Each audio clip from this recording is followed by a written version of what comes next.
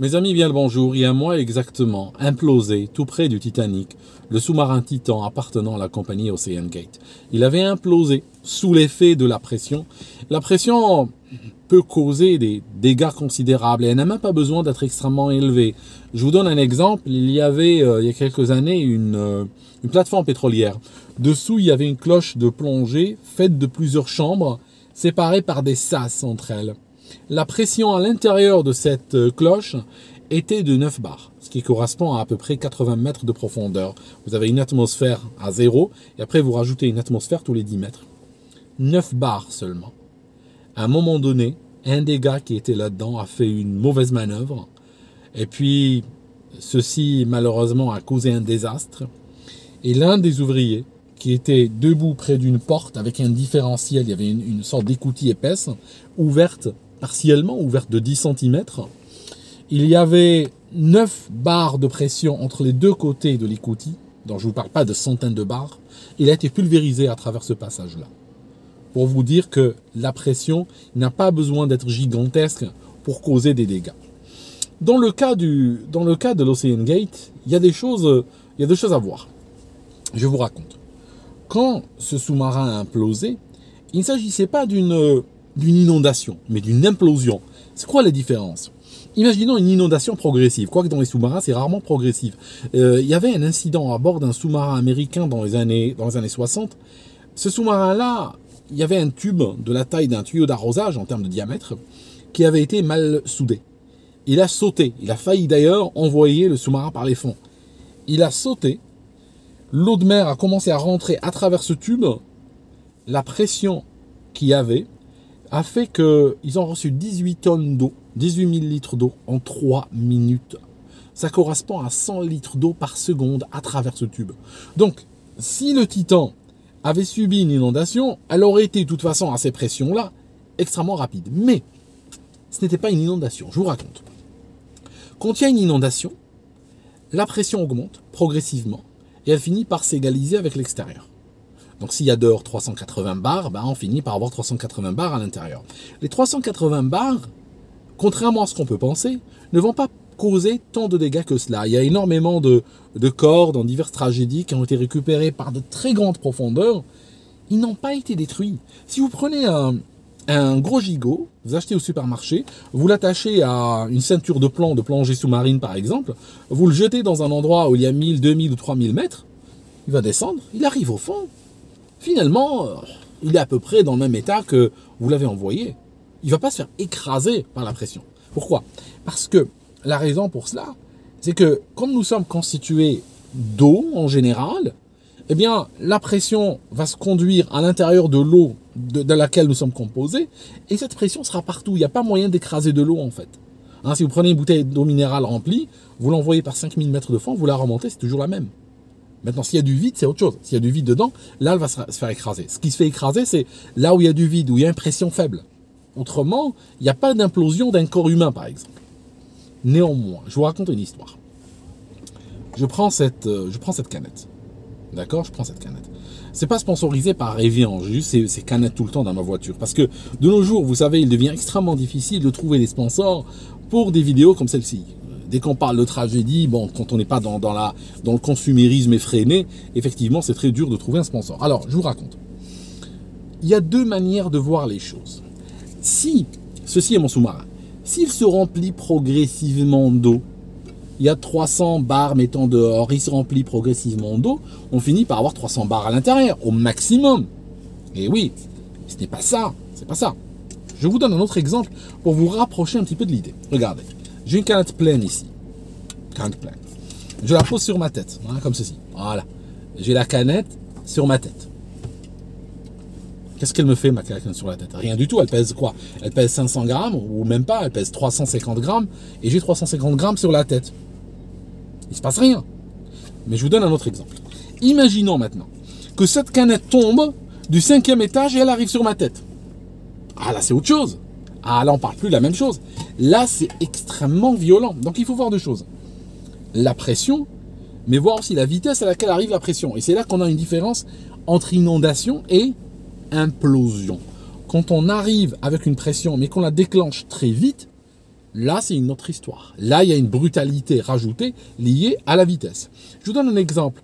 Une fois, j'étais ado, un ami de mon père avait un atelier de métal. Il travaillait le métal.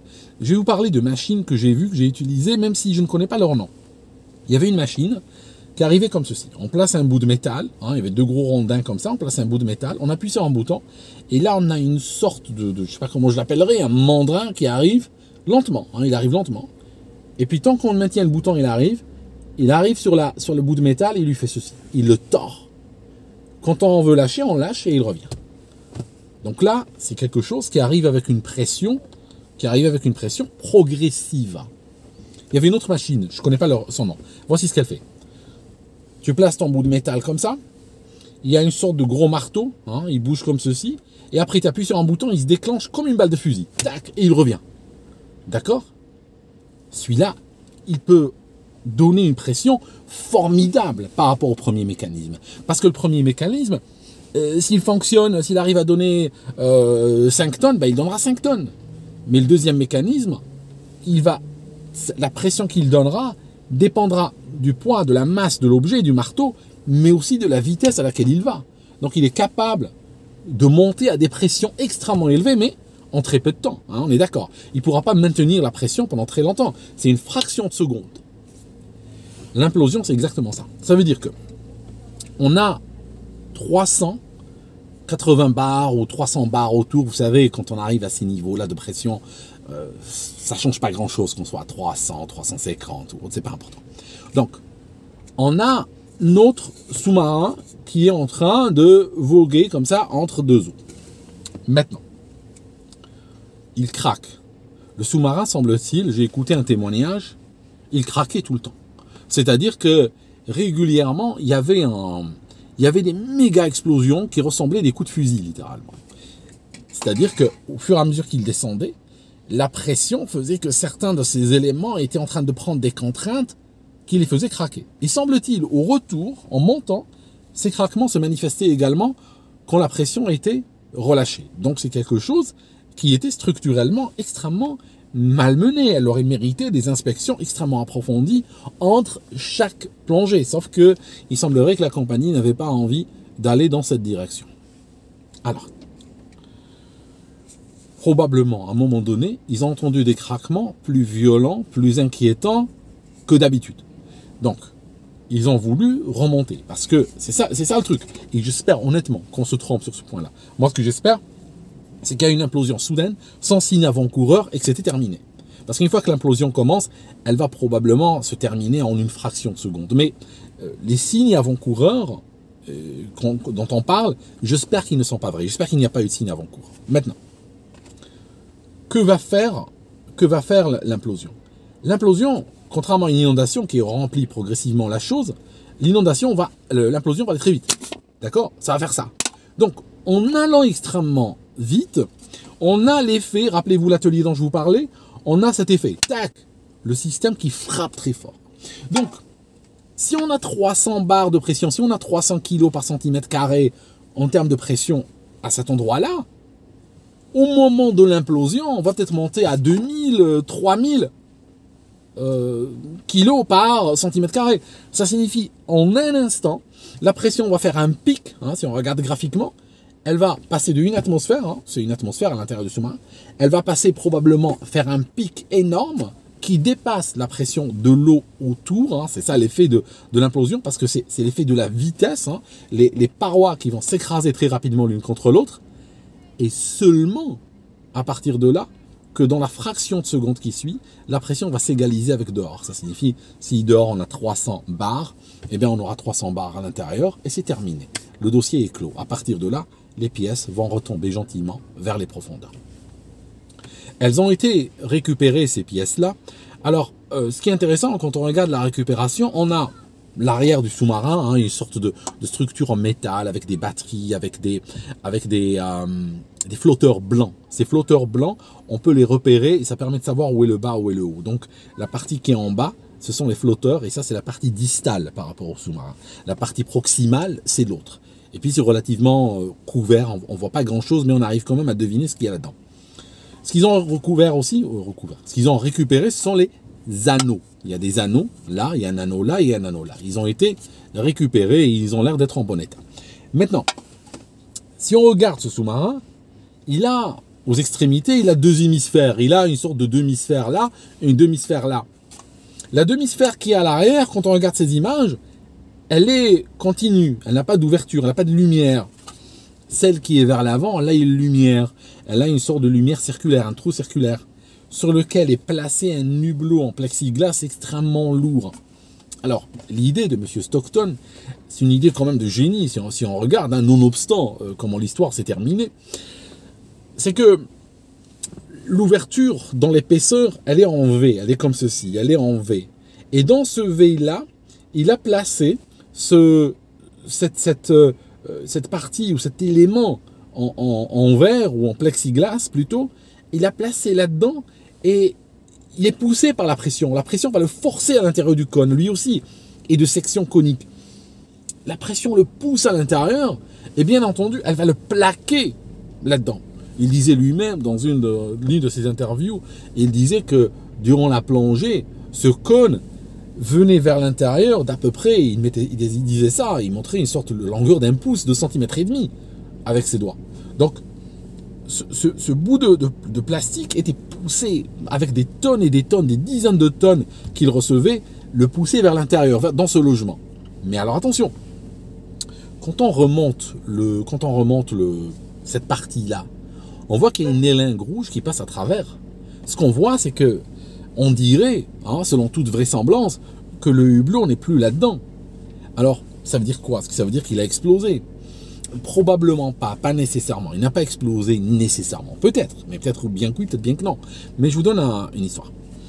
C'est que au moment où ce hublot, au moment où on a cette implosion, on a instantanément une augmentation formidable de la pression à l'intérieur, qui donne une pression équivalente dépassant la pression ambiante. Le hublot, si vous le regardez, il est dans ce cône, il est comme ceci, dans ce cône, d'accord? J'ai ce cône et j'ai ce hublot qui est là-dedans. Vous remarquez que s'il est poussé depuis dehors, il est maintenu solidement dans son logement. Mais s'il est poussé depuis l'intérieur, il fait quoi? Ben, il saute, il va s'arracher très facilement. Je ne dis pas qu'on aurait pu l'arracher avec un bon coup de pied, mais vous avez compris. Depuis, quand les forces sont dirigées de l'intérieur vers dehors, ce hublot n'a pas une très grande résistance.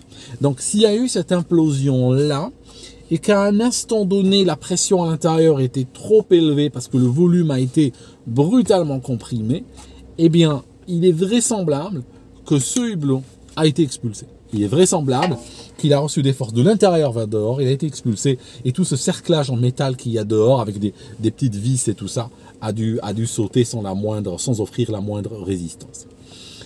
Alors, pour vous dire un truc, d'ailleurs, ils ont trouvé ce qu'ils ont appelé des restes humains, n'est-ce pas? Ils n'ont pas parlé de corps. Et pourquoi on parle pas de corps, hein? Bon, c'est parce que on est dans cette situation de coup de boutoir brutal qui va au-delà de juste la simple noyade en eau profonde, d'accord? Maintenant, j'aimerais vous dire un truc. J'ai vu que personne n'a évoqué cela, mais si vous regardez la découverte du Titanic par Ballard en 1985, il y a quoi? Eh bien, il y a un contexte de tragédie sous-marine déjà. Je vous raconte. En 1963, on a un sous-marin américain, le USS Treasure. 129 personnes à son bord, un long cigare noir de 85 mètres de long. Et en fait, il sort du port, il est en test, un sous-marin nucléaire, hein, il a une pile nucléaire, il a en fait littéralement une mini-station EDF à l'intérieur, qui lui permet d'avoir beaucoup d'électricité et puis pouvoir rester longtemps sous l'eau. Et en fait, ils sont en train de le tester après la maintenance. Il sort des chantiers. Il y a un bateau à la surface qui est en train de le suivre, ils travaillent ensemble, ils communiquent sans arrêt. Tous les 30 mètres, le Treasure s'arrête, et puis il communique, et puis il fait des tests pour vérifier l'étanchéité, que tout est OK. Parce que dans ces sous-marins, il suffit de la moindre fuite aux pressions 1100, et puis l'eau s'engouffre. Et on parle pas de milliers de mètres là, hein, on parle seulement, l'USS Treasure avait un crush depth, hein, une pression maximale d'écrasement de 400 mètres seulement. Hein, ça va pas plus profond que ça, on parle pas de 3800 mètres. Il pourrait pas aller sur le Titanic par exemple.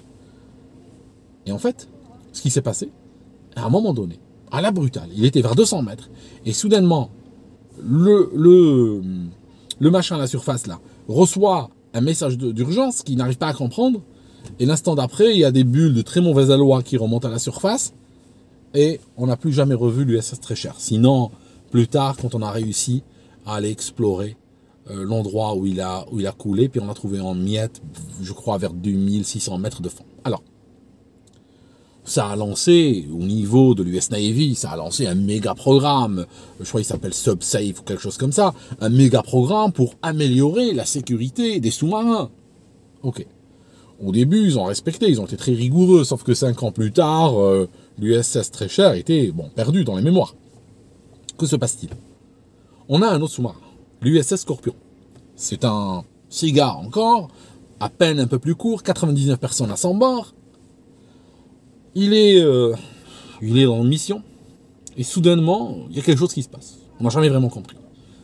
Il fait demi-tour sur lui-même, et puis implosion, et il part dans les profondeurs. Il part dans les abysses, tuant les 99 personnes. À l'époque, d'ailleurs, les soviétiques avaient perdu pas mal de sous-marins, et il est potentiellement possible, je sais pas, il est possible parce que dans les sous-marins, tout est secret, vraiment, c'est couvert, tout se passe sous l'eau, et c'est couvert de secrets. Donc s'il y avait une bataille sous-marine, c'est pas quelque chose qui allait être largement publié. Alors, sous-marin perdu, deuxième. Ok, maintenant, on arrive en 1985. Et l'US Navy doit faire des rapports réguliers au gouvernement américain sur l'état de ces épaves. Ça signifie qu'ils doivent les visiter, les mesurer, prendre des photos, mesurer la radioactivité, parce que les deux sous-marins sont des sous-marins nucléaires, et puis, probablement aussi, veiller à ce que les Chinois, au cas Dieu ne plaise, les Russes, ne viennent récupérer du matériel, ne viennent récupérer des pièces, pourquoi pas le système nucléaire, peu importe. Donc, ils veillent à ce que leur épave soit protégée. Dans ce contexte, ils donnent du matériel, donc des sous-marins et des équipements de surface et tout, à M. Ballard, qui avait pour mission principale d'aller photographier ces restes-là et prendre des mesures. 85. Maintenant, il n'avait pas envie parce que son dispositif est tout sauf discret. C'est pas un sous-marin de poche avec plusieurs navires à la surface et tout ça, ça passe pas inaperçu. Donc Monsieur Ballard, il a donné quoi comme histoire, comme change?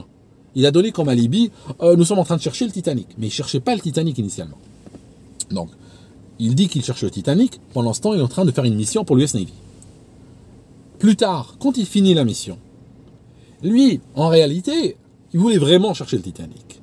Et il demande à l'US Navy s'ils ne sont pas gentils de lui laisser le matériel un peu plus longtemps. Et il leur dit, j'ai besoin du dispositif un peu plus longtemps, en remerciement pour ce que j'ai fait pour vous, et je veux vraiment aller chercher le Titanic. Comme ça, j'ai une vraie couverture, d'accord? Je fais pas semblant, réellement je cherche le Titanic, j'ai pas besoin de mentir. L'US Navy va dire oui. Monsieur Ballard utilise ce même équipement et va chercher le Titanic, qui d'ailleurs était pas très loin de la zone où ont coulé l'USS Treasure et l'USS Scorpion. La position exacte de ces sous-marins n'est pas connue, l'US Navy ne partage pas cette information-là à ma connaissance. Mais ce n'est pas très loin de la région où il y a le Titanic, de sorte que, effectivement, il a pu trouver le Titanic.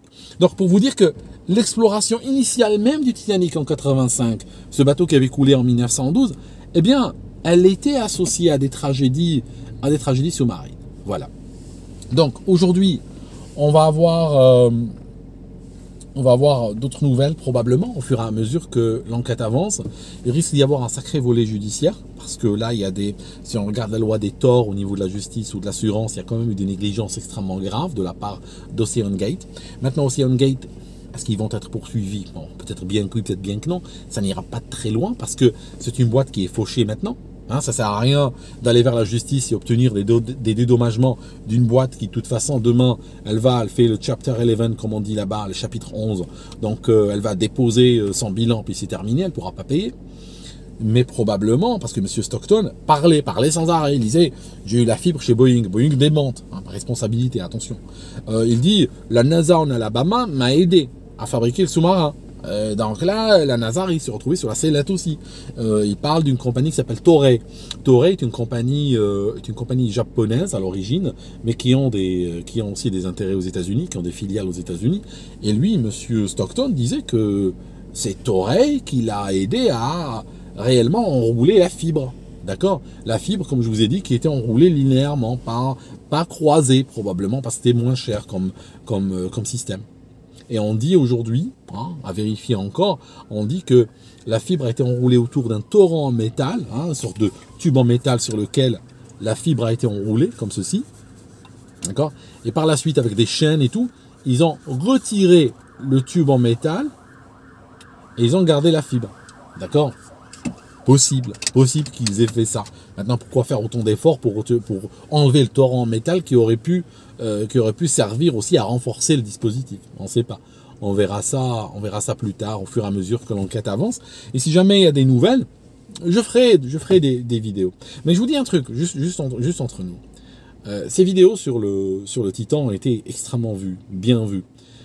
Personnellement, je n'y attendais pas. J'avais même hésité à les faire. Parce que moi, j'aime bien l'aviation. Dans ce canal, je parle d'aviation. Mais en réalité, l'aviation, pour moi, c'est un prétexte. De parler d'engineering, de parler de cette interface entre l'homme et la machine.